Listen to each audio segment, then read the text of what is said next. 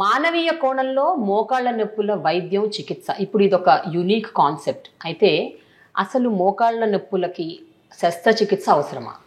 ఒకవేళ అవసరం ఉంటే ఎంతవరకు అవసరం, ఎవరికి అవసరం, ఒకవేళ అవసరం లేకపోతే అసలు ఎవరికి అవసరం లేదు, ఇలాంటి విషయాల్లో చాలా మందికి డౌట్స్ ఉన్నాయి అండ్ చాలా మిస్కన్సెప్షన్స్ ఉన్నాయి. ఎంతో మందికి అసలు దీని మీద నాలెడ్జ్ కూడా లేదు, అవేర్నెస్ కూడా లేదు. So I'm here today to bring that awareness, a 360-degree awareness on knee pain, surgeries, pain management, pain relief mechanisms, వీటన్నిటి గురించి. So I have with me Dr. Karthik Telagareddy, who is the founder and managing director of Helio Regenex Advanced Orthopedics and Pain Management Center. So I have with me on my special series, The Chief Story, only on Prema the Journalist.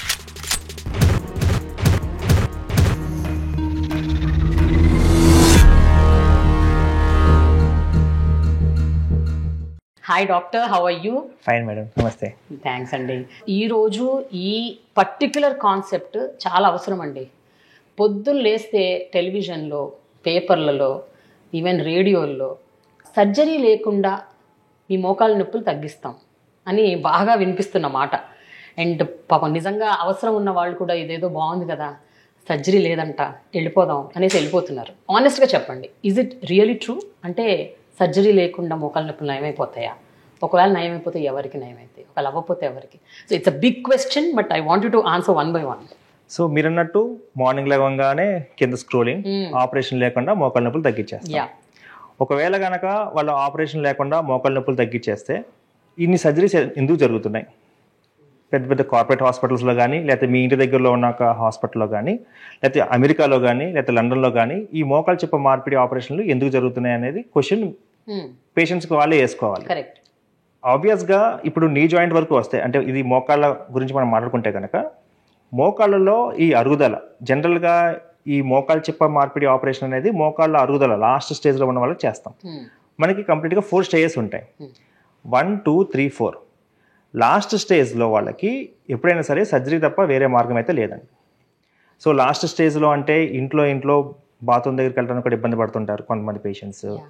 ఎవరో ఒకరు సపోర్ట్తో నడుస్తూ ఉంటారు, లేదంటే కనుక even 100 metres కూడా నడవలేరు. అట్లాంటి పరిస్థితుల్లో ఏంటంటే వాళ్ళకి సర్జరీ చేస్తాం. అట్లా కాకుండా ఫస్ట్ 3 స్టేజెస్లో కనుక ఎవరన్నా పేషెంట్ వస్తే కనుక అప్పుడు మనము సర్జరీ చేయం. జనరల్గా అయితే ఏం చేస్తుంటారంటే అందరి ఎక్స్పీరియన్స్ కూడా ఒక ట్యాబ్లెట్స్ రాసిస్తూ ఉంటారు డాక్టర్స్. ఒక పెయిన్ కిల్లర్, ఒక కాల్షియం ట్యాబ్లెట్, ఒక vitamin D tablet, multivitamin tablet రాస్తారు, బరువు తగ్గమని చెప్తారు, ఫిజియోథెరపీ అని చెప్తారు. సో ఈ రాసి పంపించేస్తుంటారు. సో ఆ ట్యాబ్లెట్స్ వేసుకున్నంత కాలం వాళ్ళకి నొప్పి తగ్గుతుంది. సో మళ్ళీ యథావిధిగా మళ్ళీ నొప్పి వచ్చేస్తూ ఉంటుంది. సో ఇట్లా వెక్స్ అయిపోతూ ఉంటారు. సో ఈ కీప్ ఆన్ అది చేంజ్ అవుతూనే ఉంటుంది. ఒక డాక్టర్ నుంచి ఇంకొక డాక్టర్కి, ఇంకొక డాక్టర్ నుంచి ఇంకొక డాక్టర్కి. కొన్నిసార్లు ఆయుర్వేదంకి వెళ్తుంటారు, కొన్నిసార్లు హోమియోపతి వెళ్తుంటారు, కేరళ వెళ్తుంటారు, కాశ్మీర్ వెళ్తుంటారు, ఇక మొత్తం అనేది తిరుగుతూనే ఉంటారు. సో ఇలా ఫస్ట్ 3 స్టేజెస్లో ఉన్న వాళ్ళకి ఆపరేషన్ ఎవరికైతే అవసరం లేదో వాళ్ళకి యాక్చువల్గా మీరు టీవీలో చూస్తున్నది ఏంటంటే ఆపరేషన్ లేకుండా అనేదానికి యాక్చువల్గా కింద వస్తున్న క్యాప్షన్ అది యాక్చువల్గా ఇట్స్ రాంగ్ క్యాప్షన్. అది యూనివర్సల్ కాదు. నేనేమంటానంటే యాక్చువల్గా అది కొంచెం మోసం చేసినట్టే. అది అసలు యాక్చువల్గా ఆ క్యాప్షన్ కాదు. సో సర్జరీ చేయాలి అనుకుంటే ఒకవేళ ప్రశ్న సర్జరీ చేస్తే నొప్పి తగ్గుతుందంటే ఆ సర్జరీ చేయాల్సి వస్తుంది. సర్జరీ అవసరం లేని వాళ్ళకి ఇప్పుడు కొన్ని కొత్త పద్ధతులు వచ్చినాయి. సో ఇంతకుముందులా కాకుండా ఇప్పుడు ఏదైతే పెయిన్ కిల్లర్స్ ఇస్తున్నారో అట్లా కాకుండా ఇప్పుడు కొన్ని కొత్త పద్ధతులు వచ్చినాయి. సో ఆ పద్ధతుల ద్వారా కనుక మనము ట్రీట్మెంట్ చేసుకుంటే కనుక ఈ ఫస్ట్ 3 స్టేజ్లో వాళ్ళకు కూడా నొప్పులు తగ్గుతాయి. వాళ్ళని మోకాళ్ళ నొప్పులు తగ్గడమే కాకుండా మోకాళ్ళ మార్పిడి సర్జరీ వరకు వెళ్లకుండా ఆపగలగడానికి ప్రయత్నం అయితే చేయొచ్చు. బట్ ఒక కామన్ ఆడియన్స్గా నేను చూస్తుంటాను టీవీ, నాకు ఇక్కడ కనిపిస్తుంది నాకు మోకాళ్ళ నొప్పులు ఉన్నాయి, నాకు ఎలా తెలుస్తుంది అంటే ఇది ఫస్ట్, సెకండ్, థర్డ్ స్టేజ్లో ఉంది నా మోకాళ్ళ నొప్పి, ఇది 4th స్టేజ్ కాదు అని హౌ విల్ ఐ నో? ఒక ఈవెన్ బాగా పెయిన్ ఉన్న వాళ్ళు కూడా అరే సర్జరీ అవాయిడ్ చేస్తున్నారు కదా, లెట్ మీ గో అని అనుకునే అవకాశం ఉంది. అని అలాంటి వాళ్ళని మోసం చేయడానికి, చీట్ చేయడానికి చాలా హాస్పిటల్స్ ఉన్నాయి, చాలా మంది డాక్టర్లు కూడా ఉన్నారు. It is become very commercial. So how will the patients know? వాళ్ళకి ఎలా తెలుస్తుంది? మీరు అన్నది చాలా కరెక్ట్. యాక్చువల్గా నార్మల్ పబ్లిక్ కూడా ఒక అవేర్నెస్ ఉంది. మోకాళ్ళ నొప్పులు వస్తే ఎవరి దగ్గరికి వెళ్ళి చూపించుకుంటారు? జనరల్గా ఆర్థోపెడిక్స్ డాక్టర్ దగ్గరికి వెళ్ళి చూపించుకుంటారు, because he is the expert. First ఎవరి మోకాళ్ళ నొప్పులు వచ్చినా కానీ ఎవరి ఊర్లో ఈవెన్ విలేజెస్లో కూడా ఆర్థోపెడిక్ డాక్టర్ దగ్గరికి వెళ్ళి చూపించిన తర్వాత వాళ్ళ దగ్గర ఉన్న బేసిక్ ఎక్స్రే అయితే తీస్తారు. ఒకవేళ ఎక్స్రే తీసి లాస్ట్ స్టేజ్లో ఉంది ఆపరేషన్ అని చెప్పారు అంటే కనుక జనరల్గా అది ఆపరేషనే ఉంటుంది. ఒకవేళ ఎక్స్రే తీసి ఇది ఇప్పుడిప్పుడే అరుగుతుంది అనుకున్నప్పుడు మట్టుకే మీరు ఆలోచించాలి. ఒకవేళ కనుక మీరు రెండు విధాలుగా, ఒకవేళ ఒక డాక్టర్ మీకు ఎక్స్రే చూసి లాస్ట్ స్టేజ్ అరిగిపోయింది ఆపరేషన్ అని చెప్తే you can take for second opinion, you can go for second opinion. ఇప్పుడు ఆ డాక్టర్ గారు కూడా I'm talking about experts, so you have to go to another expert. Expert అంటే మళ్ళీ ఆర్థోపెడిక్స్ దగ్గరికే వెళ్ళాలి. వెళ్ళి ఆయన కూడా మీకు సర్జరీ పడుతుంది అనుకుంటే దాంట్లో ఎటువంటి మార్పు జనరల్గా ఉండదు. మీకు ఇద్దరు డాక్టర్స్ ఎక్స్పర్ట్స్ సర్జరీ అని చెప్పి మూడో వారు ఏది ఇంకా సర్జరీ అవసరం లేదు, దీనికి నేను వేరే విధంగా ఆపరేషన్ లేకుండా చేస్తానంటే మీరు డెఫినెట్గా ఆలోచించాల్సింది. ఓకేనండి. సో అట్లా కాకుండా ఇప్పుడు మీరు ఆ ఎక్స్పర్ట్ డాక్టరే ఆపరేషన్ అవసరం లేదు అని చెప్పి మందులు రాశారనుకోండి, then you can think of the other treatment options, newer options. ఓకేనండి. బికాస్ వాళ్ళు రాసే మందులు పెయిన్ కిల్లర్సే ఉంటాయి, అండ్ గ్లూకోజమైన్స్ అని గుజ్జు టాబ్లెట్స్ అని ఉంటాయి, కాల్షియం టాబ్లెట్స్ అని ఉంటాయి. సో అవేమి పర్మనెంట్ ట్రీట్మెంట్ కానీ లేకపోతే అది యాక్చువల్గా that is not treatment, that is only symptomatic treatment. So అలాంటప్పుడు మీరు కొత్త న్యూవర్ ఆప్షన్స్ ఏమన్నా ఉన్నాయా అని చెప్పేసి దెన్ యూ కెన్ సర్చ్. అలాంటప్పుడు ఈ పెయిన్ మేనేజ్మెంట్ టెక్నిక్స్ ఏ అయితే ఇప్పుడు కొత్తగా వచ్చినాయో అవి ఉపయోగపడతాయి. సో ఆ విధంగా అట్లీస్ట్ మీకు అర్థమవుతుంది. సో ఇప్పుడు ఈ పెయిన్ మేనేజ్మెంట్ టెక్నిక్స్ అన్నవి how easy or how traumatic is pain management thing? So బేసికల్గా మనం ఇప్పుడు పెయిన్ మేనేజ్మెంట్ అంటున్నాం కాదండి, ఇప్పుడు ఏ అయితే ఇంజెక్షన్స్ చేస్తున్నారో most of the orthopaedic surgeons they do. ఓకేనండి. కాకపోతే it's a complete very good ప్రోటోకాల్లో చేయట్లేదు. That is the main problem in India. Okay. So for example ఎక్కువగా వినేది పిఆర్పి ఇంజెక్షన్స్. సో ఈ టెక్నిక్ ఏదైతే non surgical technique, advance technique వచ్చిందో అది ఓన్లీ పిఆర్పి ఇంజెక్షన్స్ అని ఇంకా చాలా మంది అనుకుంటున్నారు. పిఆర్పి అంటే ప్లేట్లెట్ రిచ్ ప్లాస్మా. ఓకేనండి. అది మనం బ్లడ్ లోంచి తీస్తాము. యాక్చువల్గా ఈ పిఆర్పి ఇంజెక్షన్స్ అనేవి ఎప్పటి నుంచో ఉన్నాయి, 25 years నుంచి కూడా చేస్తున్నారు. కాకపోతే ఆ పిఆర్పి ఇంజెక్షన్స్ చేసిన తర్వాత 95-96% ఆఫ్ ద పేషెంట్స్ 100లో 96 మందికి ఏమీ పెద్ద డిఫరెన్స్ ఏమి ఉండదు. అది పెద్ద పని చేయదు. అసలు టెంపరరీ రిలీఫ్ అంటే కాన్సెప్ట్ ఈజ్ అది రీజనరేషన్ అండి. బట్ ఫర్ ఎగ్జాంపుల్ ఇది ఎట్లా ఉంటుందంటే మనకి ఏదైనా ఒక వెపన్, ఇప్పుడు మీకు గన్ ఇచ్చి షూట్ చేయమంటే మీరు కరెక్ట్గా షూట్ చేస్తే ఆ వెపన్ ప్రాపర్గా ఎగ్జిక్యూట్ చేస్తే అక్కడ రిజల్ట్ ఉంటుంది. మీరు కరెక్ట్గా షూట్ చేయకుండా పక్కన షూట్ చేస్తే రిజల్ట్ లేదు కదా. మీరు దట్ ఈస్ అవర్ స్కిల్. మీరు గన్ని మనము బ్లేమ్ చేస్తే ఎట్లా, గన్ పని చేయట్లేదు అని కాదు కదా. సో ఏదైతే పిఆర్పి అవ్వచ్చు, లేకపోతే మనం కొత్తగా చేసే గ్రోత్ ఫ్యాక్టర్స్ అవ్వచ్చు, స్టెమ్ సెల్స్ అవ్వచ్చు, ఏదైనా సరే ఇట్స్ వెరీ గుడ్ వెపన్. దాన్ని మనం ప్రాపర్గా ఎగ్జిక్యూట్ చేస్తే రిజల్ట్స్ ఉంటాయి.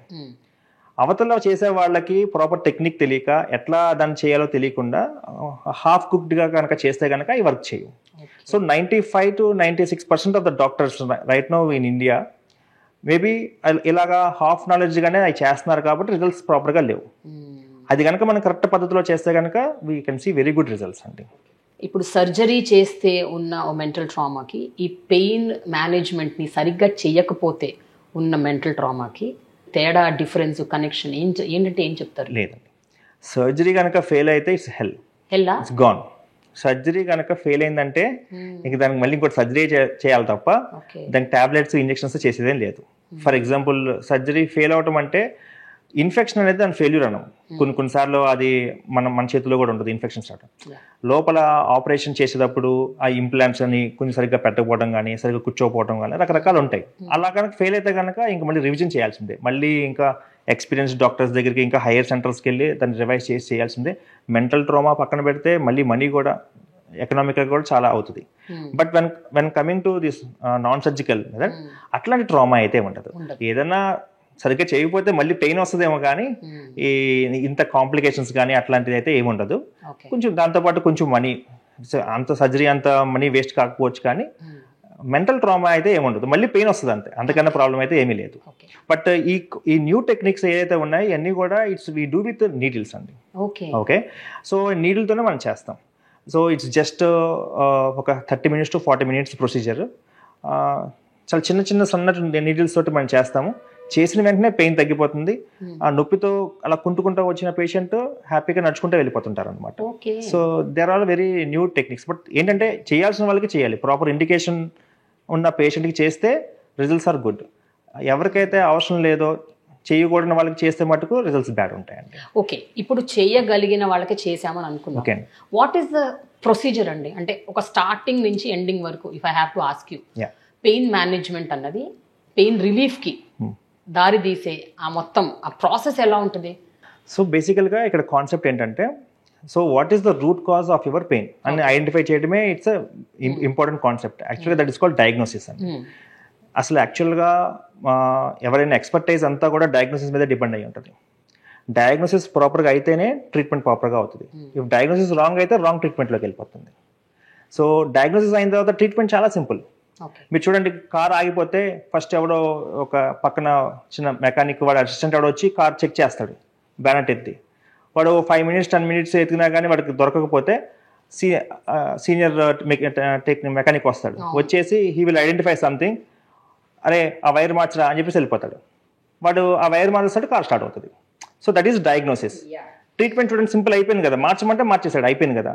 సో ద సేమ్ డిఫరెన్స్ ఇప్పుడు ఆర్థోపెడిక్ సర్జన్కి ఒక పెయిన్ ఫిజిషియన్కి ఇదే డిఫరెన్స్. సో డయాగ్నోసిస్ అనేది orthopaedic surgeon that is the training అండి అది. సో ఎంబీబీఎస్ అయిపోయిన తర్వాత ఒక స్పెషాలిటీ, వాళ్ళు పోస్ట్ గ్రాడ్యుయేషన్ దాని తర్వాత ఫెలోషిప్స్ ఇవన్నీ కూడా మోస్ట్ ఆఫ్ ద టైమ్స్ ఆ డయాగ్నోసిస్ పేషెంట్ ఎందుకు బాధపడుతున్నాడు అనే డయాగ్నోసిస్ కోసమే ఎక్కువ టైం స్పెండ్ చేస్తాం, రాదర్ దాన్ ఈ టెక్నిక్స్ ఎలా ట్రీట్ చేయాలి ఏంటి అనేది, ఏ మెడిసిన్స్ రాయాలి ఏంటి, ఏ ఇంజెక్షన్స్ చేయాలని చాలా ఈజీ. సో ఈ డయాగ్నోసిస్ ఈ ఆర్థోపెడిక్స్కి more expertise when compare to pain physicians. Most of the pain physicians are anaesthesiologists. So they do fellowships అనమాట అండి. సో వాళ్ళు they are good at doing procedures because they are trained in it.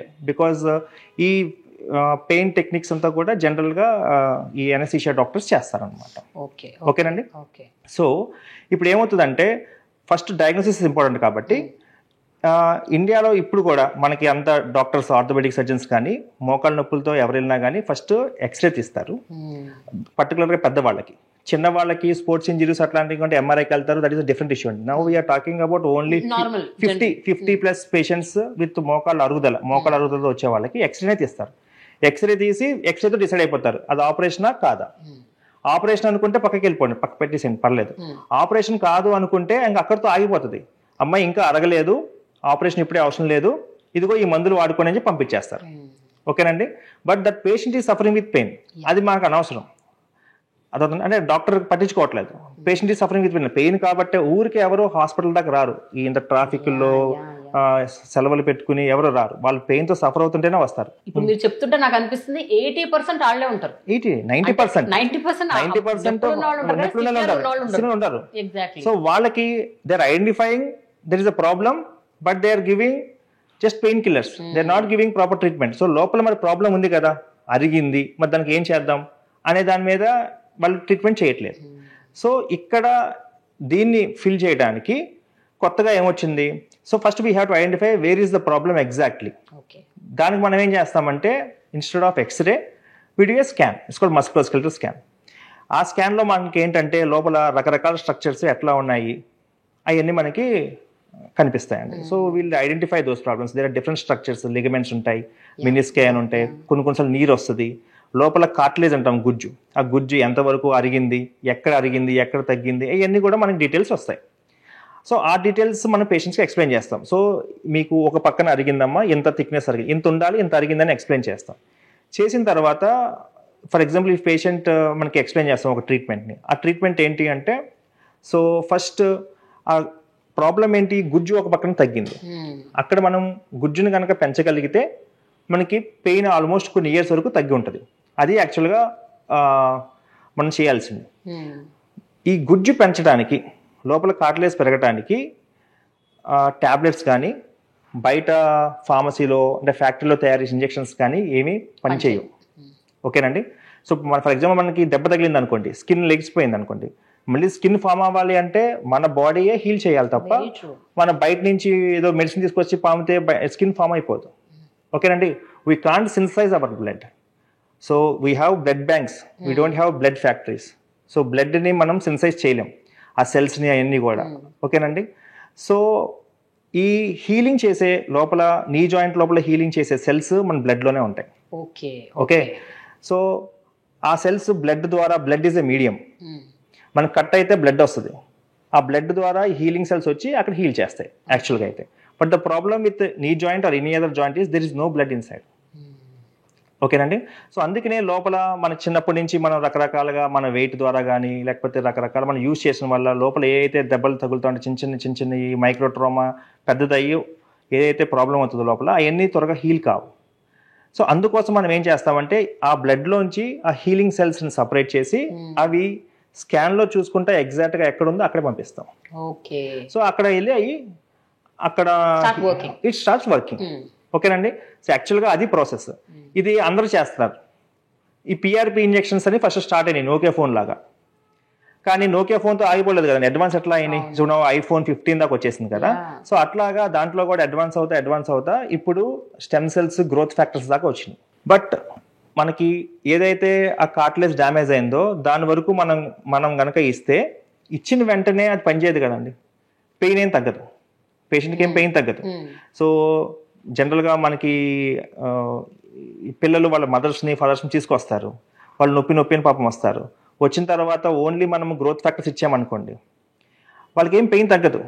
వాళ్ళ mother అంటది నాకు ఏదో తీసుకొచ్చావు పెద్ద hospital అని హైదరాబాద్కు తీసుకొచ్చావు, నాకు ఇంజెక్షన్ చేశారు, నాకేం నొప్పి తగ్గలేదు. Because that will take minimum 3 months to 6 months time to work. ఇచ్చిన వెంటనే మ్యాజిక్ లాగా లోపల ఏమీ అయిపోదు కదండి. మనం చిన్న దెబ్బ తగిలితేనే 2 నెలలు ఒక 15 days 20 days టైం పడుతుంది. లోపల అది వర్క్ చేయడానికి it will take time. So then ఆ పెద్దవాళ్ళకి ఎవరైతే పెయిన్తో వస్తారో పేషెంట్కి ఎప్పుడైనా సరే పెయిన్ తగ్గితేనే వాళ్ళకి ఒక కాన్ఫిడెన్స్ వస్తుంది. పెయిన్ తగ్గితేనే వాళ్ళకి ఒక పాజిటివ్ వైబ్స్ వస్తాయి. ఆ పాజిటివ్ వైబ్స్ కూడా ఇంపార్టెంట్. మనకు ఫాస్ట్గా ఒక పేషెంట్ ఏదైనా రికవర్ అవ్వడానికి ఆ psychological positive vibes also very important. అది లేకుండా పెయినే ఉంటే ఇంకెంతసేపు ఒక నెగిటివ్ వైబ్స్ అండ్ నెగిటివ్ డిప్రెషన్లోనే ఉంటారు. అందుకనే మనం ఏం చేస్తామంటే ఎనీ డాక్టర్ ఇప్పుడు కడుపులో నొప్పితో ఒక డాక్టర్ దగ్గరికి వెళ్తే మనము కడుపులో నొప్పి తగ్గించాలి ఫస్ట్. ఇమీడియట్గా తగ్గించిన తర్వాత మనము అది ఎంఆర్ఐ స్కాన్ రాస్తారా, సిటీ స్కాన్ రాస్తారా, డిస్కషన్స్. పేషెంట్ కడుపులో నొప్పితో కొట్టుకుంటామంటే పక్కన పెట్టి మనం డిస్కషన్ చేయకూడదు. క్యాజువాలిటీకి వెళ్తే ముందు పెయిన్ తగ్గించాలి, దాని తర్వాత ఇన్వెస్టిగేషన్ అసలు ట్రీట్మెంట్ సర్జరీ చేస్తావా ఏం చేస్తాం తర్వాత.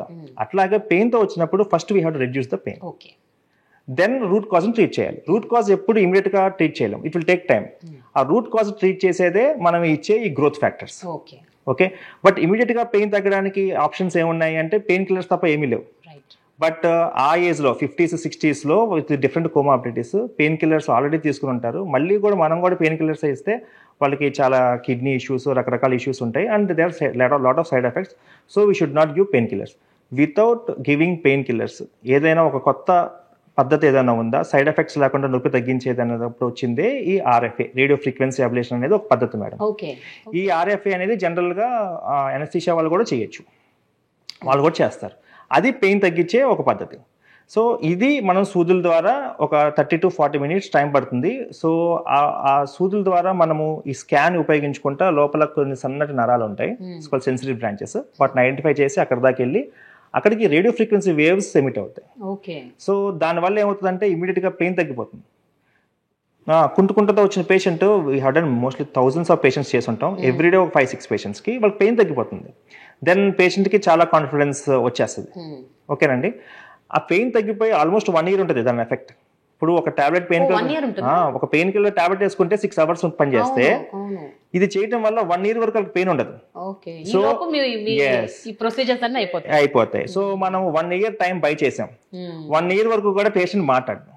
ఈ లోపల మీరు గ్రోత్ ఫ్యాక్టర్స్ ఇచ్చుకుంటారా, స్టెమ్ సెల్స్ ఇచ్చుకుంటారా, లోపల రూట్ కాజ్ ని మనం ట్రీట్ చేసుకోవచ్చు పేషెంట్ ని హ్యాపీగా. సో పేషెంట్ కూడా మనం కోఆపరేట్ చేస్తారు. డ్రాప్అవుట్స్, స్కూల్ డ్రాప్అవుట్స్ లాగా ఇప్పుడు మనము గవర్నమెంట్ ఏం చేస్తుంది, స్కూల్ వరకు పిల్లల్ని ఫస్ట్ తీసుకెళ్తే వాళ్ళకి చదువు వస్తుంది. స్కూల్ డ్రాప్అవుట్ అవ్వకుండా చూసుకోవాలి. చదువుతాడా పక్కన పెట్టండి, డ్రాప్అవుట్ అవ్వకూడదు. డ్రాప్అవుట్ అయిపోతే అసలు there is no system, education సిస్టమే లేదు. అలాగే ముందు పేషెంట్ పూర్తిగా ట్రీట్మెంట్ తీసుకుంటే పనిచేస్తుంది. వాడు మనం ఇచ్చిన తర్వాత పని చేయట్లేదు, ఫస్ట్ ఇదంతా చేయకుండా ఫస్ట్ ఇంజెక్షన్ చేస్తే అది నొప్పి తగ్గదు. ఆటోమేటిక్గా వాడు మన సెకండ్ ఇంజెక్షన్ రాడు, నేను రాను, అసలు నాకేం పని చేయట్లేదు, నాకు మళ్ళీ డబ్బులు వేస్ట్, ఇక్కడ రాకు. అసలు ట్రీట్మెంట్ తీసుకోకపోతే ఇంకా అసలు మనకి రిజల్ట్స్ ఏం చూస్తాం. సో ముందు మనం డ్రాప్అవుట్స్ లేకుండా చూసుకుంటాం అనమాట. సో అందుకని ఈ పద్ధతి this is entirely different concept. అసలు ఈ కాన్సెప్ట్ తెలియకుండా ఊరికే డైరెక్ట్గా పిఆర్పి ఇంజెక్షన్స్ కొట్టేయటం, ఎక్కడ ఇస్తారో కూడా తెలియదు. ఫస్ట్ స్కాన్ చేసి చూడరు. స్కాన్ చేసి చూడరు, స్కాన్తో చూసుకుంటా ఎక్కడే వాళ్ళో తెలియదు, ఇవన్నీ ఏమీ తెలియకుండా ఎక్కడో ఈ కొత్తగా ఏదో వచ్చేసినాయి ఇంజెక్షన్స్ అని చెప్పేసి డైరెక్ట్గా ఇంజెక్షన్స్ చేయటం వల్ల రకరకాల ప్లేసెస్లో ఇవన్నీ పేషెంట్స్కి అంత అవేర్నెస్ ఉండదు. సో పని చేయట్లేదని అనుకుంటున్నారు. బట్ ఏదైనా సరే ఒక ప్రాపర్ పద్ధతిలో చేస్తే పని చేస్తాయండి. సో మీరు ఇప్పుడు చెప్పిన ఆ ఫస్ట్ ఇంజెక్షన్ ఏదైతే ఉందో ఆ నీడిల్స్ ద్వారా చేసేది RFA, it's procedure. What is the full form అండి? Radio frequency ablation. So with radio waves you send Radio that frequency, and then yes. for 1 year it will be. Yes. But ఒక general human tendency చెప్తాను. General human tendency ఎట్లుంటుందంటే వాళ్ళకి మనం antibiotic prescribe చేస్తారు general డాక్టర్లు, 7 రోజులు వేసుకోవాలని, 2 రోజులు తగ్గిపోతుంది, ఆపేస్తారు. అవును, this a human tendency and it is there exist everywhere in the world. ఇప్పుడు మీరు ఒక రేడియో ఫ్రీక్వెన్సీ ద్వారా ఒకటి పంపిస్తున్నారు, ఆమె పెయిన్ తో వచ్చిన వాళ్ళు పెయిన్ లేకుండా వెళ్ళిపోతారు, తగ్గిపోయిందిగా ఇంకెందుకు. సో అలాంటి వాళ్ళకి ఏం చెప్తారు మీరు? అంటే వాట్ యు టెల్ దెమ్? మీరు ముందే ఇవన్నీ ఎక్స్ప్లెయిన్ చేస్తారు. You have to come, you neglect that's why we have to at least spend 30 నిమిషాల నుంచి 45 నిమిషాలు ఇప్పుడు నేను చెప్పేది ప్రతి పేషెంట్కి చెప్తాం కదా, చెప్పాలి. సో ఫస్ట్ ఇది 2 parts లో చేస్తాం. ఫస్ట్ ఎందుకు చేస్తాం, సెకండ్ ఎందుకు చేస్తాం. యాక్చువల్గా ఇక్కడ దీంట్లో ఈ ట్రీట్మెంట్ కంప్లీట్ ట్రీట్మెంట్లో హీరో వచ్చేసి సెకండ్ పార్టే, అదే రూట్ కాజ్ ట్రీట్ చేస్తుంది. దానివల్ల మనకి కొంచెం ఇయర్స్ టుగెదర్ మనకి పెయిన్ తగ్గుంటుంది. ఇది యాక్చువల్గా టెంపరీ, కాబట్టి long term temporary, but it's safe procedure అంటే. సో ఇప్పుడు మీరు 1 year వరకు అయితే పెయిన్ ఉండదని చెప్పారు. ఇప్పుడు నాకు ప్రొసీజర్ చెప్పండి. ఒక ఫస్ట్ టైం రాగానే మీరు RFX పంపిస్తారు, దెన్ పెయిన్ రిలీవ్ అవుతుంది, then in how many months again they have to visit and what is the first after doing RFA again after 3 weeks వాళ్ళు వస్తారు. వాళ్ళు రావాలి. 3 weeks వచ్చినప్పుడు అప్పుడు మనం గ్రోత్ ఫ్యాక్టర్స్ ఇస్తాం. ఓకేనండి. బేసికల్గా ఈ RFA ఇంకో పెయిన్ తగ్గించడమే కాకుండా it will create very good environment in the నీ అండి యాక్చువల్గా. సో ఫర్ ఎగ్జాంపుల్ ఇది చేయకుండా డైరెక్ట్గా గ్రోత్ ఫ్యాక్టర్స్ ఇచ్చినా అంత బాగా వర్క్ చేయదు. పెయిన్ తగ్గడం ఒకటే కాదు, గ్రోత్ ఫ్యాక్టర్స్ని ఫర్ ఎగ్జాంపుల్ మీరు సీడ్స్ లాగా అనుకోండి. Growth factors are like seeds, అంతే కదండి. వాటికి అనుకుంటుంది లోపలికి వెళ్ళి అది వర్క్ చేసి అక్కడ ఏదో బిల్డ్ చేస్తుంది అనుకోండి. మనం ఏదైనా మనం గుడ్ ఎన్విరాన్మెంట్ క్రియేట్ చేయకుండా ఇచ్చిన దానికి, గుడ్ ఎన్విరాన్మెంట్ క్రియేట్ చేసి ఇచ్చిన దానికి డిఫరెన్స్ ఉంటుంది. They work very well in very good environment. మన దగ్గర సీడ్స్ ఉన్నాయి, మీకు ఒక 1 acre పొలం ఉందండి, మీకు హాఫ్ చేసుకుని మన ఇద్దరం దాన్ని కల్టివేట్ చేద్దాం, సేమ్ సీడ్సే చేద్దాం. నేను నా హాఫ్లో మంచిగా వాటర్ పెట్టుకుని దున్నుకుని ఎరువేసుకుని నా సీడ్స్ వేస్తాను, మీరు ఏమీ చేయకుండా సీడ్స్ వేయండి, నాకు బాగా వస్తుంది పంట, మీకు రాదు. సేమ్ ల్యాండ్ సేమ్ సీడ్స్ అయినా కానీ I have created very good environment for my seeds, అందుకే నాకు పంట బాగా వచ్చింది. సో ఇక్కడ కూడా అంతే, నేను RFA చేయడంలో కూడా I create very good environment for the growth factors. Next నేను ఇవ్వబోయే గ్రోత్ ఫ్యాక్టర్స్ నేను బెడ్ రెడీ చేస్తున్నాను, మంచి ఎన్విరాన్మెంట్, అందుకు నాకు గ్రోత్ ఫ్యాక్టర్స్ బాగా పనిచేస్తాయి. This is again one technique. ఇదంతా ఈ టెక్నిక్స్ మీద ఇప్పుడు మీరు చూడండి, కొంతమంది సర్జన్స్ దగ్గరికి వెళ్ళి సర్జరీ చేయించుకుంటారు, వాళ్ళకి అదే సర్జరీ బాగా చేస్తారు, ఇంకొకరి దగ్గరికి వెళ్ళి చేయించుకోరు, కొంతమంది చేసుకోరు.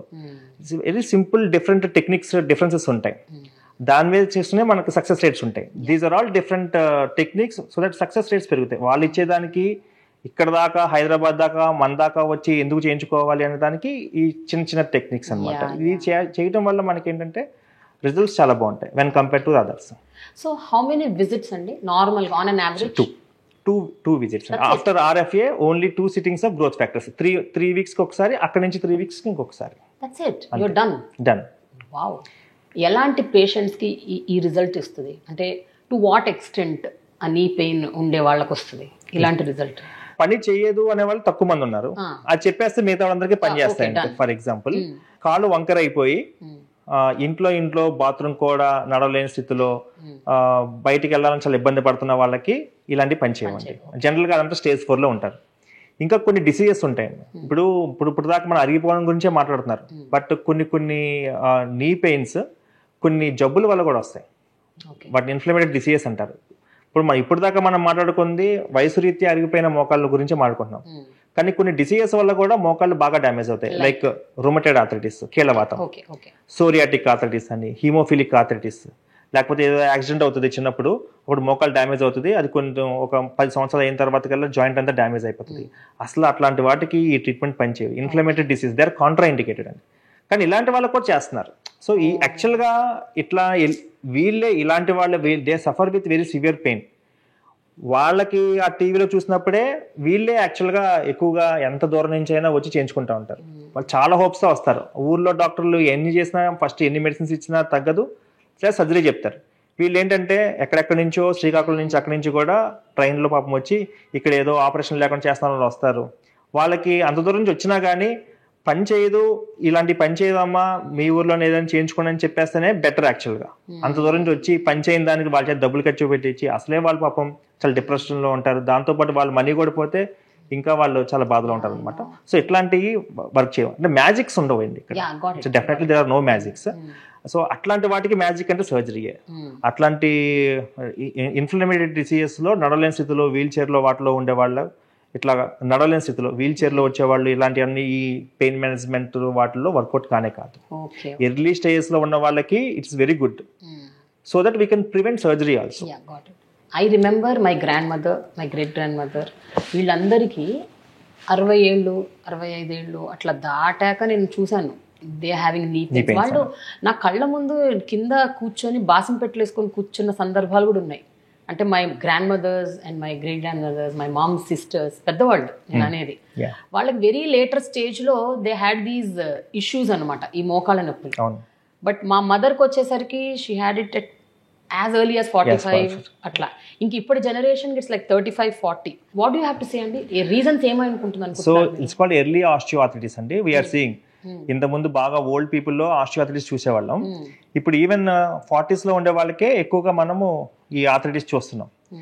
దానికి రీజన్స్ ఏంటంటే ఫస్ట్ వచ్చేసి obesity is one of the reason అండి.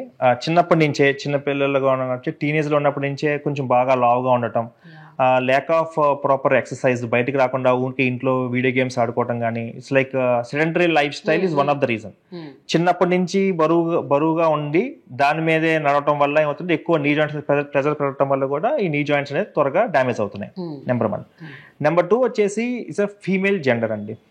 ఓకే, సో ఫీమేల్ జెండర్ మేల్స్తో పోల్చుకుంటే ఆడవాళ్ళల్లో ఈ మోకాళ్ళ అరుగుదల అనేది మనం ఎక్కువగా చూస్తుంటాం. ఓకే, ఎవ్రీడే ఒక 10 పేషెంట్స్ చూస్తే 8 ఫీమేల్సే ఉంటారు, ఓన్లీ 2 మేల్స్ ఉంటారు. సో ఈ ఫీమేల్స్ ఒక డిఫరెంట్ ఒక మనం వాళ్ళకి వాళ్ళ లైఫ్ సైకిల్లో డిఫరెంట్ ఫేజెస్ ఉంటాయి. మేల్లో అలా ఉండదు. మేల్ లైఫ్ సైకిల్ ఎప్పుడు ఫస్ట్ నుంచి లాస్ట్ దాకా ఒకటే ఉంటుంది.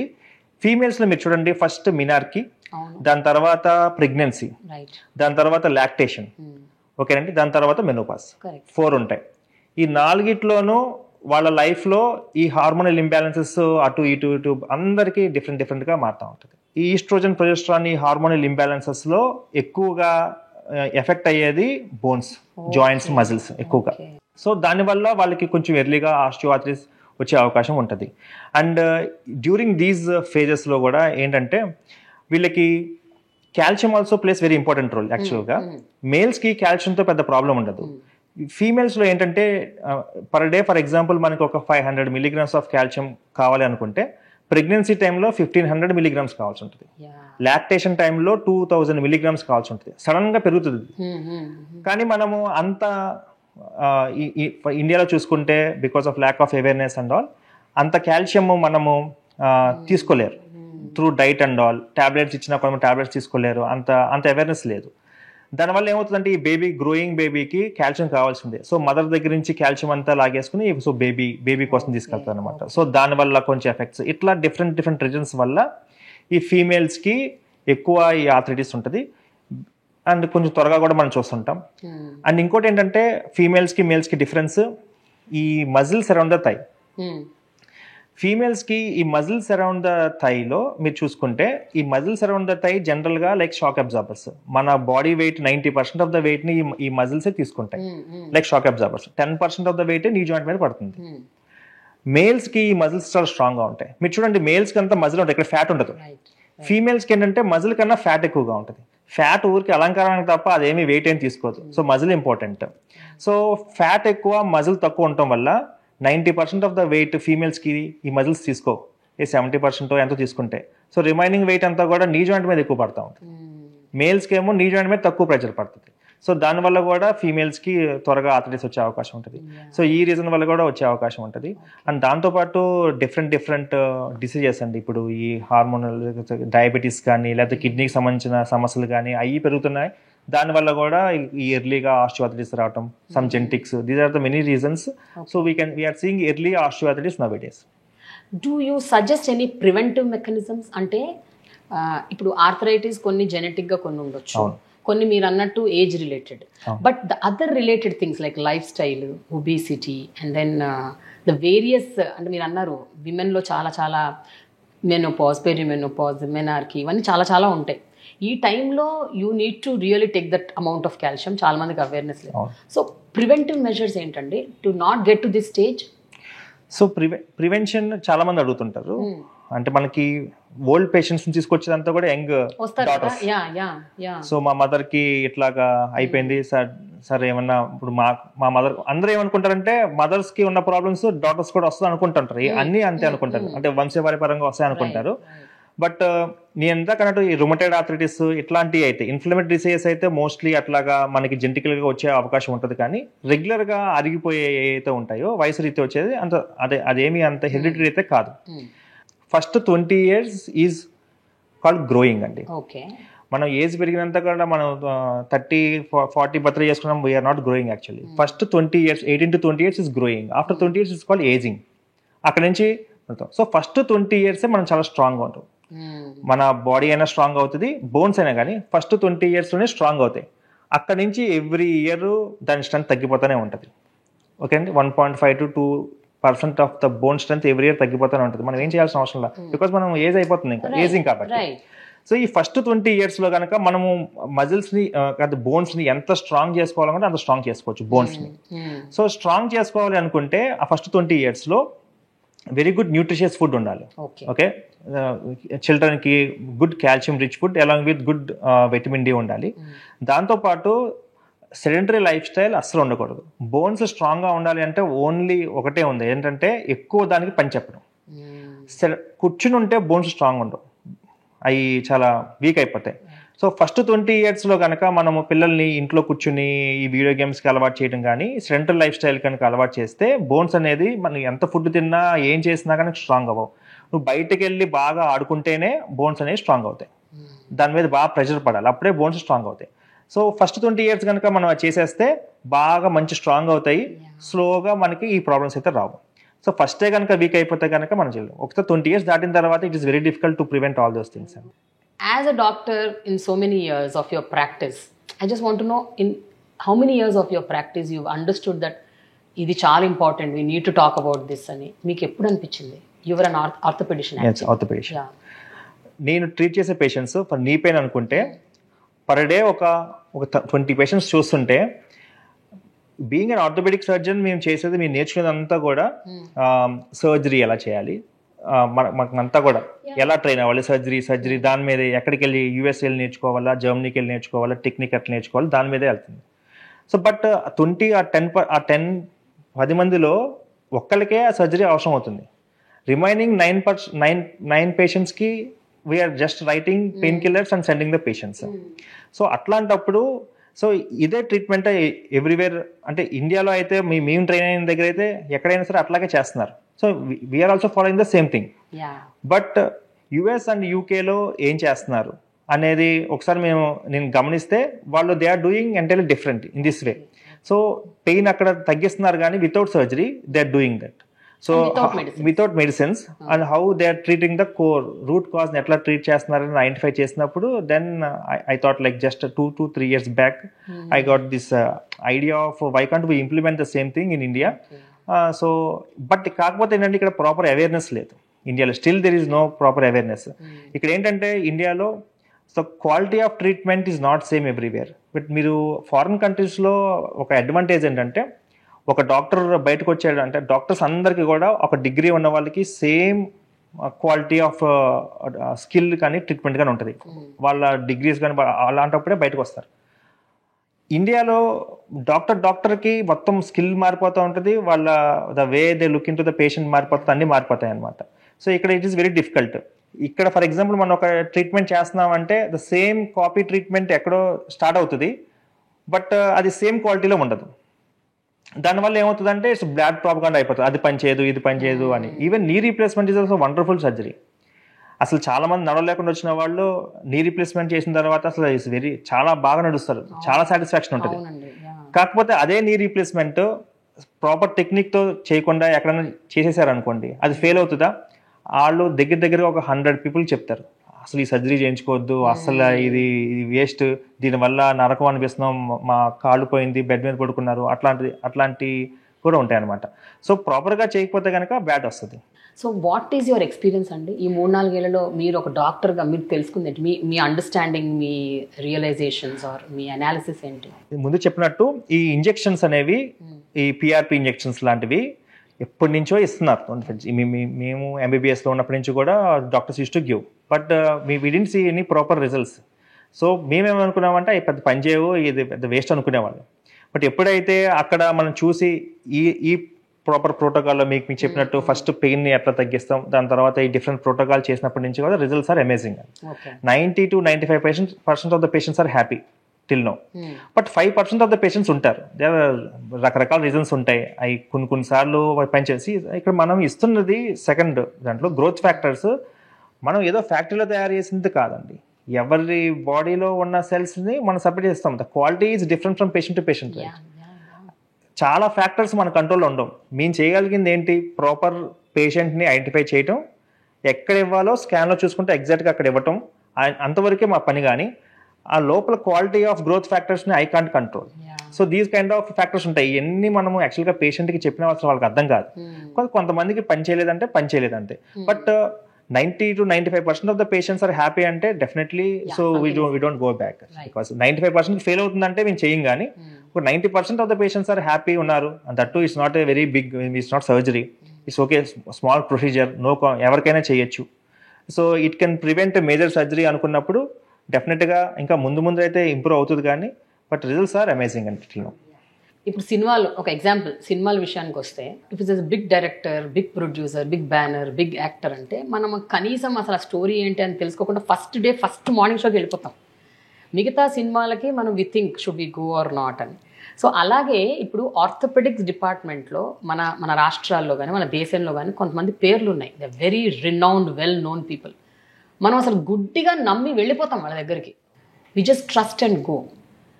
సో మీలాంటి doctors who's actually prescribing such kind of alternate treatment or therapies which will help the patient, అసలు వాళ్ళ దగ్గరికి ఎందుకు వస్తారు అన్నది నా క్వశ్చన్. అంటే why would anybody even think that I should go? That's why awareness create చేయడం కోసమే. సర్జరీ ఒకటే కాదు, there is alternative for this also. Alternative ఇంకొక ట్రీట్మెంట్ ఉంది. ఈ ట్రీట్మెంట్ చేయించుకుంటే సైడ్ ఎఫెక్ట్స్ ఉండవు, ఈ ట్రీట్మెంట్ చేయించుకుంటే సర్జరీ వరకు వెళ్ళాల్సిన అవసరం ఉండదు అనే ఒక అవేర్నెస్ క్రియేట్ చేయడం కోసమే జనరల్గా nowadays we are doing so much of like చిన్న వీడియోస్ చేసి అవేర్నెస్ క్రియేట్ చేయడం కానీ అట్లాంటివన్నీ చేస్తున్నాము. మీ అనుభవంలో who are those people who stories మీరు వినేసి ఓవర్వెల్మ్ అయిపోయి యూ ఫెల్ట్ వెరీ హ్యాపీ, సాటిస్ఫాక్టరీగా అనిపించింది? అంటే మీ దగ్గరికి వచ్చిన patients they went happily and they very happy, they are blessing you. అలాంటి కొన్ని ఏమన్నా అనెక్డోట్స్ ఉన్నాయా మీ దగ్గర? సో బేసికల్గా ఎక్కువగా ఏం చూస్తామంటామండి, విలేజెస్లో, టౌన్స్లో ఫస్ట్ ఇనిషియల్ స్టేజ్లోనే ఫస్ట్ వెళ్ళినప్పుడు ఎక్స్రే తీస్తారు. ఆపరేషన్ అంత అరగలేదు, ఆపరేషన్ అవసరం లేదు, మందులు రాస్తారు. ఈ ప్రతి ఊర్లో ఒక ఫేమస్ డాక్టర్ ఉంటారు. ఎవరు ఊళ్ళో వచ్చినప్పుడు మాకు చెప్తారు, మా పాలకొల్లు నుంచి వచ్చామండి, ఆ డాక్టర్ గారు, మా డాక్టర్ గారు మీకు తెలుసా అంటారు, తెలియదామంటే మా డాక్టర్ గారు తెలియకపోవడం ఏంటి అంటారు. సుబ్బారావు గారు ఉన్నారు అనుకోండి, సుబ్బారావు గారు తెలీదా, మా పాలకొల్లు చాలా ఫేమస్ అండి, మా డాక్టర్ గారే ఈ ఆపరేషన్ అవసరం లేదు కానీ మందులు రాశారండి అంటారు. వీళ్ళు ఏం చేస్తారంటే పాపం తగ్గకపోతే మళ్ళీ ఆయన దగ్గరికి వెళ్తారు. డాక్టర్ గారు మనకు మళ్ళీ తగ్గలేదండి, మళ్ళీ నొప్పులు వస్తున్నాయి అని అంటారు. ఈసారి ఏవో మార్చి రాస్తారు, మళ్ళీ మూడోసారి మళ్ళీ వెళ్తాడు. సో ఫ్రీక్వెంట్గా 2-3 సార్లు వెళ్ళిన తర్వాత అక్కడ ఉన్న డాక్టర్ ఏం చేస్తాడంటే, అమ్మ ఇంక మీకు ఆపరేషన్ పడాల్సిందే, ఇంకా ఆపరేషన్ చేసేస్తాం అమ్మా, ఇంకా ఆపరేషన్ చేయించుకుంటే కానీ తగ్గదు, ఇది తగ్గట్లేదు కదా, ఇంకా ఆపరేషన్ చేయించుకుంటే చాలు, ఆపరేషన్ చేయించేసుకోమంటారు. వాళ్ళు 2 రకాలుగా అనొచ్చు. ఒకసారి భయపెట్టడానికైనా అనొచ్చు, ఊరికే ఫ్రీక్వెంట్గా వస్తున్నారు కదా, అసలే బిజీగా ఉంటారు వాళ్ళు, ఊరికే వస్తున్నారు, వీళ్ళు ఎలా ఆపాలి, ఆపరేషన్ అని చెప్తే ఇంకొకసారి రారు కదా వాళ్ళు, అలానా చెప్పుండాలి.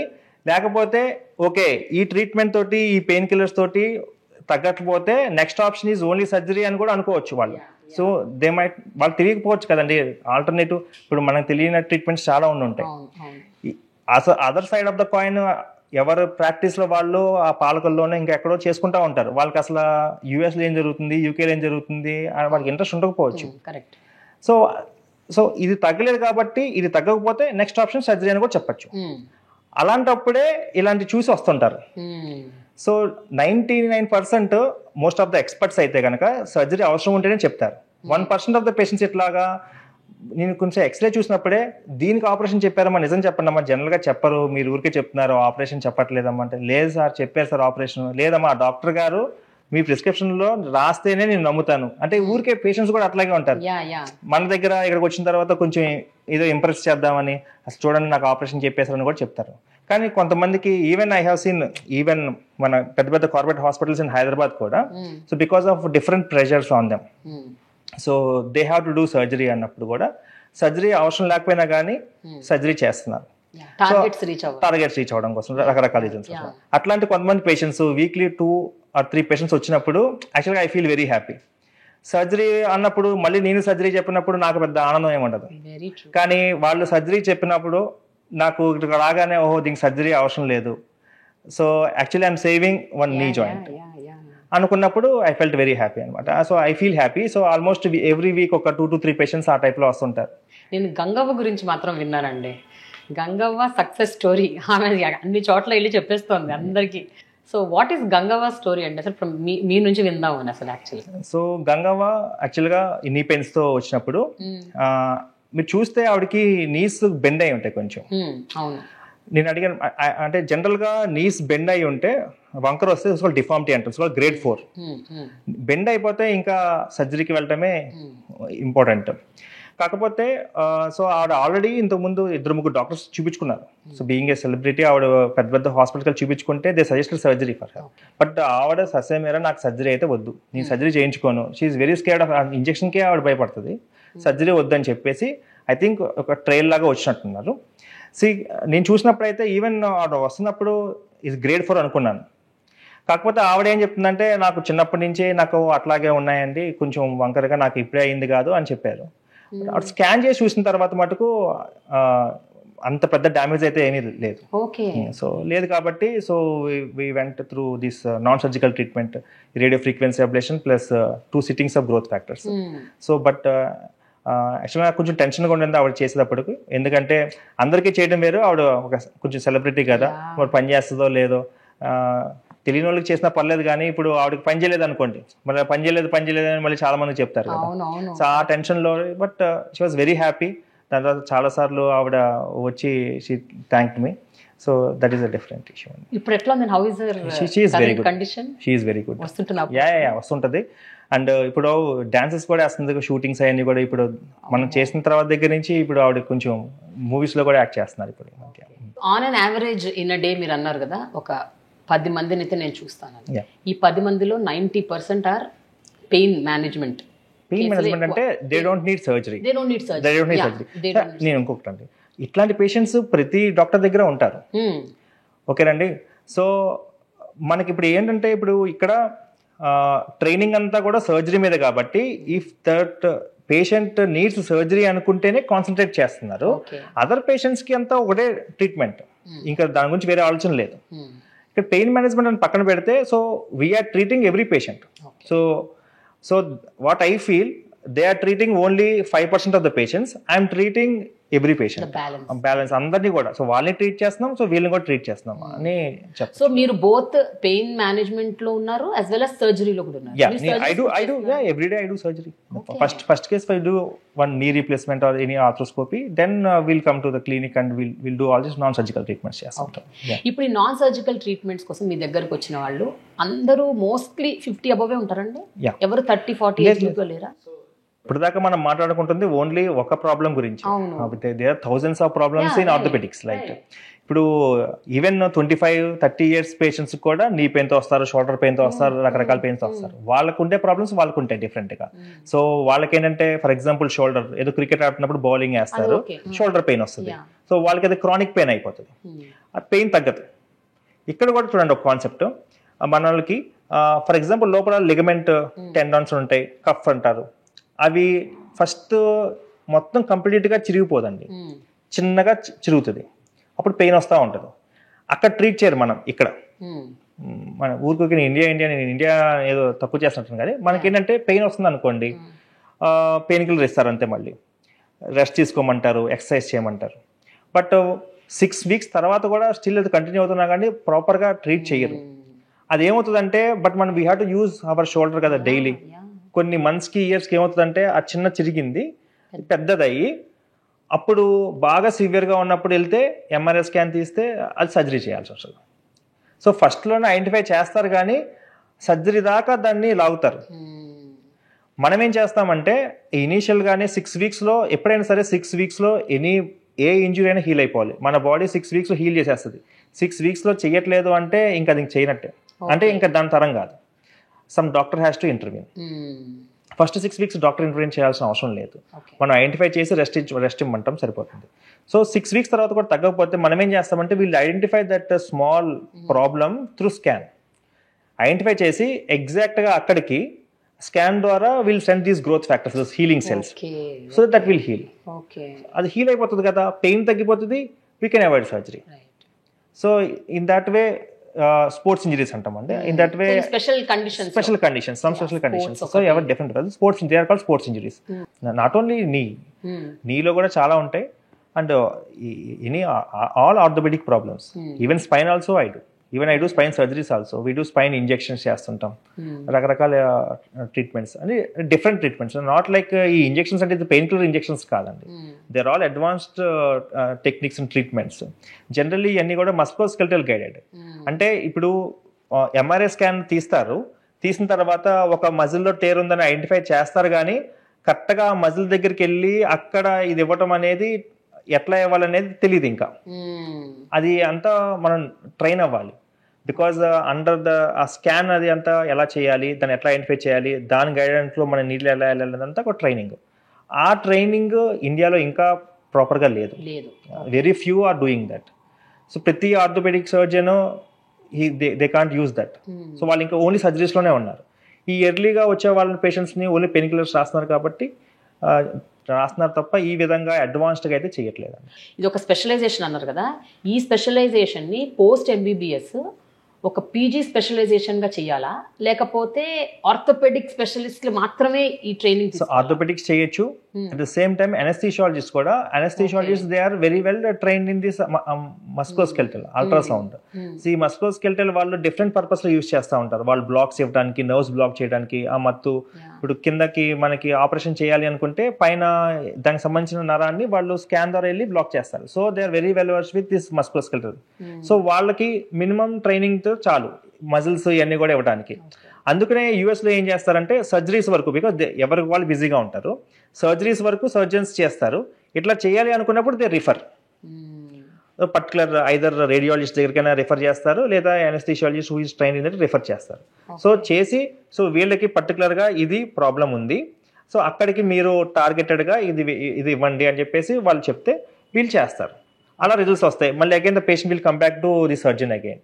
అది చేసిన తర్వాత కూడా రిజల్ట్స్ బాగోపోతే they will go for surgery. So ఆ టైప్ లో ఉంటుంది. యాక్చువల్గా that is the correct practice, group practice. Team work కింద చేసుకుంటే మనకి పేషెంట్స్ కి ఏ ప్రాబ్లం ఉండదు, అండర్ వన్ రూఫ్ ఎవ్రీథింగ్ అయిపోతుంది. బట్ ఇండియాలో ఏంటంటే సపరేట్ అయిపోయి, so here me and my wife both are like it's like magical combination. So I'm orthopedic surgeon and she is pain physician కాబట్టి so that is working for us generally. So బయట ఎక్కడ కూడా అట్లా లేదు. ఇప్పుడు దాకా Telugu states లో అయితే ఇట్లా ఈ కాంబినేషన్ లో వర్క్ చేస్తున్న డాక్టర్స్ లేరు. ఐదర్ అనస్థీషియా డాక్టర్ సపరేట్ గా వర్క్ చేస్తున్నారు, ఆర్థోపెడిక్స్ సపరేట్ గా వర్క్ చేస్తున్నారు. ఈ బోన్ డిటీరియోరేషన్ అన్నది నార్మల్గా ఎందుకు జరుగుతుంది అంటే, ఇప్పుడు మీరు ఇందాక చెప్పింది ఏంటంటే ఆ రోజుల్లో చాలా వర్క్ చేసేవాళ్ళు, అంటే ఎవ్రీబడి యూస్ టు ఇంటి పని, బయట పని, పొలం పనులు, వాళ్ళకి ఎప్పుడు వాళ్ళ కాళ్ళకి చేతులకు పని చెప్తుండేవాళ్ళు కాబట్టి వాళ్ళ bones were strong and 20 years లోపు they worked even more hard. So అందుకనే దే వర్ స్ట్రాంగ్. బట్ పోను ఈ లైఫ్ స్టైల్ వల్ల, ఈ సెడాంటరీ లైఫ్ స్టైల్ వల్ల it's like this. Is this the only reason or there are any other reasons for bone deterioration, like food avvochu, లేకపోతే water avvochu? Food might be one of the reason. That is because of the junk food, proper nutritious food కాదు. Food తింటున్నాం కానీ అది దాంట్లో proper nutritions లేకపోవడం వల్ల weight gain ఎక్కువ అవడం వల్ల మళ్ళీ అగైన్ ఇట్స్ విషియస్ సైకిల్. ఆ వెయిట్ గెయిన్ వల్ల మళ్ళీ దాని మీద ప్రెజర్ పడటం, దట్ ఈస్ డిఫరెంట్. పట్టుకుంటే water is also one of the very important factor. జనరల్గా వాటర్ అనేది ఏంటంటే లోపల వాటర్లో మనం గ్రౌండ్ వాటర్లో మంచి మినరల్స్ అన్నీ ఉంటాయి. సోడియం దగ్గర నుంచి మెగ్నీషియం, లేకపోతే కాల్షియం, జింక్, ఇలాంటి మినరల్స్ అన్నీ ఉంటాయి. దాంతోపాటు కొన్ని ఇంప్యూరిటీస్ కూడా ఉంటాయి. పూర్వం ఏంటంటే ఎక్కువ ఈ గ్రౌండ్ వాటర్ ఎక్కువ తాగేవాళ్ళు. సో గ్రౌండ్ వాటర్ తాగడం వల్ల వాళ్ళకి ఈ వాటర్లో కూడా ఈ మినరల్స్ అవి ఉండటం వల్ల, ఈ కాల్షియం అయిన ఉండటం వల్ల డెఫిషియన్సీస్ అయితే ఉండేవి కాదు. ఇప్పుడంతా కూడా ఈ అర్బన్ కల్చర్ అంతా కూడా they are using RO water, reverse osmosis water. ఈ reverse osmosis for the purification of the water. ఈ రివర్స్ ఆస్మోసిస్లో ఏమవుతుందంటే ఈ మినరల్స్ అన్నీ కూడా అది రిమూవ్ చేసేస్తుంది. So will have only pure water. So ఆ వాటర్ తాగడం వల్ల కూడా ఈ మధ్య ఈ బోన్ పెయిన్స్ రావడం కానీ లేకపోతే మజిల్ పెయిన్స్ రావడం కానీ many patients they are complaining also. Sir మేము ఇంట్లో ఈ మధ్య క్యాన్లు తెచ్చుకున్నప్పటి నుంచే నాకు ఎప్పటి నుంచి మొదలైందమ్మా లేకపోతే నొప్పులు మొదలైనవి, లేకపోతే బోన్ పెయిన్స్ ఎప్పటి నుంచి వస్తున్నాయి అంటే ఈ వాటర్ మార్చాను సార్. ఈ వాటర్ మార్చినప్పుడు వస్తుంది. వాళ్ళే అడుగుతున్నారు ఈ వాటర్ ఈ మినరల్ వాటర్ తాగడం వల్ల, రివర్స్ ఆస్మోసిస్ వాటర్ తాగడం వల్ల వస్తుందా, ఇంట్లో క్యాంటన్ పెట్టుకున్నాం లేకపోతే ఇంకోటి పెట్టుకున్నాం అప్పటి నుంచే మేము డిఫరెన్స్ చూస్తున్నాం అంటే it could be one of the reason. That could be one of the reason. So యాక్చువల్గా ఏంటంటే మినరల్ వాటర్ రివర్స్ ఆస్మోసిస్ చేసిన తర్వాత మొత్తం అంతా దాంట్లో ఉన్న మినరల్స్ కానీ ఇన్ఆర్గానిక్, ఆర్గానిక్ మెటీరియల్ తీసేసిన తర్వాత again they have to add important minerals back. So అప్పుడే మనకి ఏ ప్రాబ్లం రాకుండా ఉంటుంది. అది మోస్ట్లీ చేయకపోవచ్చు. ఎందుకంటే మనకి అందరం 90% ఆఫ్ ద పాపులేషన్ ఈ మినరల్ వాటర్ని క్యాన్స్ కొనుక్కునేదంతా చీప్గా 15 రూపీస్కి 10 రూపీస్కి దొరికే బాటిల్స్ తెచ్చుకుంటారు. ఎవరు కిన్లే దగ్గర నుంచి అంటే Kinley I think 20 litres bottles 130-140 rupees ఉంది.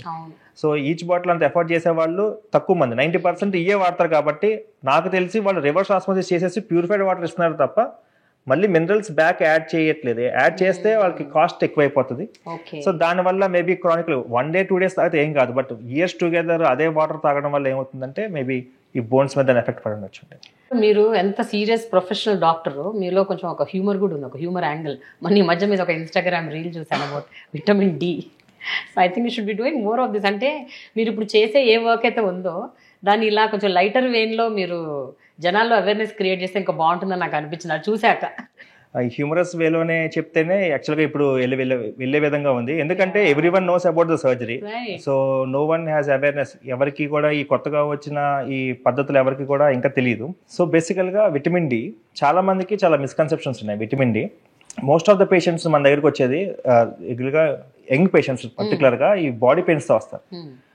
20s, 30s ఉన్న పేషెంట్స్ అండ్ ఐటీ పీపుల్ ఎక్కువగా బాడీ పెయిన్స్ ఎక్కడంటే అక్కడ నొప్పి, అక్కడ నొప్పి, లో బ్యాక్ ఏక్ అని చెప్తా ఉంటారు. చెప్పినప్పుడు మాకు అది అర్థమైపోతుంది దే ఆర్ యంగ్ వాళ్ళకి ఏం డిసీజెస్ ఏమి ఉండవు, అన్ని లైఫ్ స్టైల్ ఇష్యూసే ఉంటాయి. మోస్ట్ ఆఫ్ ద పేషెంట్స్కి ప్రాబ్లం విటమిన్ డి డెఫిషియన్సీ ఉంటుంది. మనం విటమిన్ డి అని చెప్పే లోపల sir I'm already taking vitamin D, so that is not the problem అని వాళ్ళే చెప్పేస్తారు. ఎప్పటి నుంచి తీసుకుంటున్నాం అంటే so my doctor suggested me or like my friend suggested me like 1 tablet every week. That's very common. అంటే that is the over the counter medication. Covid వచ్చిన కాడి నుంచి అందరికీ విటమిన్ డి తీసుకోవడం బాగా అలవాటు అయిపోయింది. సో బేసికల్గా తెలియంది ఏంటంటే vitamin D deficiency is different and maintenance is difference. Deficiency అంటే అది ఒక డిసీజ్ అండి. డిసీజ్కి ఎవరికి వాళ్ళు ట్రీట్ చేసుకోలేరు. మనము డిసీజ్ని ట్రీట్ చేసుకోలేం. డిసీజ్ని ఎప్పుడు డాక్టరే ట్రీట్ చేయాలి. అది చదువుకుంటేనే అర్థమవుతుంది అది ఎంత డోసులు ఏంటి, ఏ డిసీజ్ అయినా కానీ.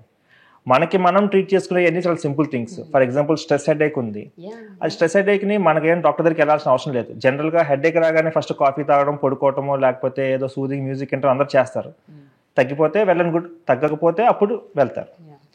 అట్లాగే విటమిన్ డి డెఫిషియన్సీ అనేది అదొక ఆ disease name is osteomalacia. Okay, same vitamin D deficiency చిన్నపిల్లల్లో వస్తే రికెట్స్ అంటారు. అది చాలా మందికి తెలుసు. చిన్న పిల్లలకి వాళ్ళకి ఇలాగా కాళ్ళు వంకర్లు అవన్నీ ముట్టి కాళ్ళు, దొడ్డి కాళ్ళు అని వస్తూ ఉంటాయండి, రికెట్స్. సేమ్ అదే విటమిన్ డి డెఫిషియన్సీ చిన్నపిల్లలకి అక్కడ 20 years 18 years దాటిన వాళ్ళకి వస్తే దాన్ని ఆస్టియోమలేషియా అంటాం. దానికి ట్రీట్మెంట్ ఎంటైర్లీ డిఫరెంట్ ఉంటుంది. కానీ వీళ్ళకి అది తెలియక ఆ టాబ్లెట్స్ వేసుకుంటారు. ఆ టాబ్లెట్స్ వేసుకున్నా కానీ అది వాళ్ళు తెలియదు కాబట్టి ఆబ్వియస్గా తగ్గదు కాబట్టి అది విటమిన్ డి కాదు ఏదో అనుకుంటారు. సో బేసికల్గా ఏంటంటే అండి విటమిన్ డికి కాల్షియంకి చాలా క్లోజ్ రిలేషన్షిప్ ఉంది. యా, సో ఇండైరెక్ట్గా మనకి ఏంటంటే అది కాల్షియం డెఫిషియన్సీ. ఓకే, అప్పుడు మళ్ళీ నేను కాల్షియం డెఫిషియన్సీ అన్నాను అనుకోండి, doctor you can check my blood test. IT వాళ్ళకి ఏంటంటే ఎవ్రీ 6 monthsకి బ్లడ్ టెస్ట్లు చేపిస్తారు, దాంట్లో కాల్షియం కూడా ఉంటుంది, you can check calcium is normal అని చూపిస్తారు. సో మనసులో నాకేమనిపిస్తుంది అంటే కాల్షియం నార్మల్గా ఉంది కాబట్టి వాళ్ళు నా ముందుకు వచ్చి కూర్చున్నారు. కాల్షియం కనుక తక్కువైనా కాల్షియం కన్నా ఎక్కువైనా వాళ్ళు క్యాజువాలిటీకి వెళ్తారు జనరల్గా. సో కాల్షియం అనేది నార్మల్గానే ఉంటుంది, కానీ అది కాల్షియం డెఫిషియన్సీ, అది కానీ వాళ్ళకి అర్థం కాదు. సో రియల్లీ కాల్షియం నార్మల్ గా ఉన్నప్పుడు కాల్షియం డెఫిషియన్సీ ఎట్లా అంటే కాల్షియం ఈజ్ యుబిక్విటస్ అంటాం. మనకి వాటర్లో ఉంటుంది, తినే ఫుడ్లో, మనం ప్రతి తినే ఫుడ్లో అసలు యాక్చువల్గా కాల్షియం టాబ్లెట్ వేసుకోవాల్సిన అవసరం లేదు. కాల్షియం పుష్కలంగా ఉంటుంది. ప్రాబ్లం కాల్షియంతో ఉండదు, విటమిన్ డితో ఉంటుంది. విటమిన్ డి డెఫిషియన్సీ చాలా మందికి ఉంటుంది. విటమిన్ డి ఎందుకు డెఫిషియన్సీ ఉంటుంది అంటే అది ఫుడ్లో ఉండదు కాబట్టి డెఫిషియన్సీ ఉంటుంది. ఫుడ్లో ఉండే వాటికి డెఫిషియన్సీ ఉంటుంది, మనం ఎక్కువ తింటాం యాక్చువల్గా. ఫుడ్లో లేనివే డెఫిషియన్సీ ఉంటాయి. So vitamin D is only through sunlight. Okay, so మళ్ళీ సన్లైట్లో చెప్పంగానే నేను సన్లైట్కి రోజు ఎక్స్పోజ్ అవుతాను, నేను రోజు మార్నింగ్ జాగింగ్కి వెళ్తాను, ఈవినింగ్ జాగింగ్కి వెళ్తాను అని చెప్తున్నారు. అలా కాదమ్మా అని కూడా చెప్తాను. చేసిన రీలే మీరు చెప్తున్నా, హ్యూమరస్ రీల్. మళ్ళీ ఏ ఎండలో పడతా ఎండలో అయితే మళ్ళీ ఇంత ఉంటాయి. అది ఓన్లీ 10 to 2 o'clock సన్లైట్తోనే విటమిన్ డి వస్తుంది. అసలు ఆ సన్లైట్కి ఎక్స్పోజ్ అయ్యే వాళ్ళు చాలా చాలా తక్కువ. ఫీమేల్స్ అయితే అసలు ఎక్స్పోజ్ కాదు, నల్లగా అయిపోతామని రకరకాల ఇష్యూస్ వల్ల ఎక్స్పోజ్ కాము. అండ్ దట్టు మనం బయటకు వెళ్ళినప్పుడు ఫుల్ కవర్ చేసుకుని వెళ్తాం. ఓన్లీ ఫేస్ ఒక్కటే ఎక్స్పోజ్ అయిపోతే మళ్ళీ విటమిన్ రాదు. సో ఇన్ని రీజన్స్ వల్ల విటమిన్ డి డెఫిషియన్సీ ఉంటుంది. Vitamin D and calcium are very good friends. So మనం తినే కాల్షియం అబ్జర్బ్ అవ్వాలి అంటే విటమిన్ డి అవసరం. సో విటమిన్ డి వెళ్ళి పొట్ట దగ్గర వెయిట్ చేస్తూ ఉంటుంది, కాల్షియం మనం తినే కాల్షియం వస్తుందేమోనని. ఎలా మనం తినంగానే ఆ కాల్షియంని విటమిన్ డి పట్టుకుని బ్లడ్లోకి వదులుతుంది.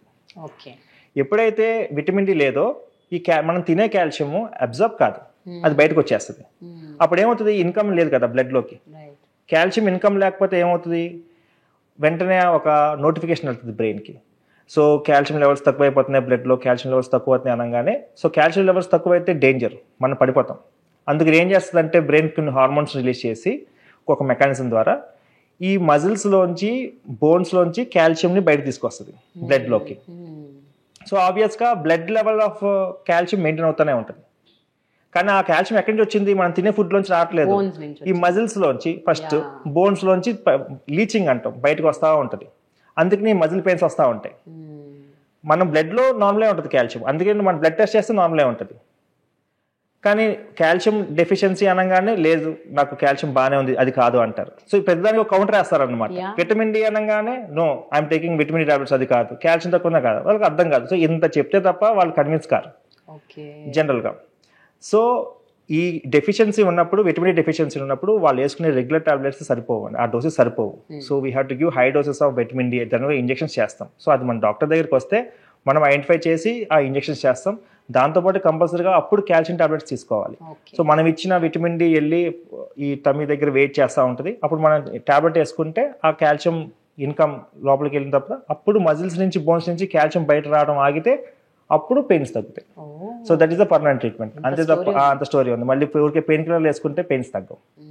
So that's why we'll advise anyone like don't think that calcium టాబ్లెట్లు, విటమిన్ డి టాబ్లెట్స్ వేసేసుకుంటే కంట్రోల్ అవుతుందని కాదు, దానికి స్పెసిఫిక్ డోసెస్ ఉంటాయి, అది only doctors has to give.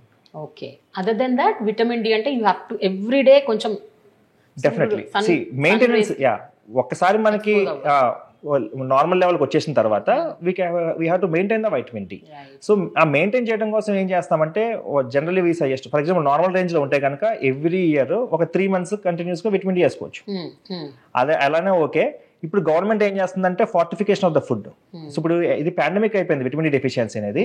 So US government start చేసింది ఫస్ట్ ఆయిల్స్లో, మిల్క్లో, బటర్లో విటమిన్ డి యాడ్ చేస్తుంది ఒక ఆల్రెడీ. ఇప్పుడు ఇండియాలో కూడా కొన్ని కంపెనీ ఈ ఆయిల్స్ కానీ మిల్క్లో విటమిన్ డి యాడ్ చేస్తున్నారు.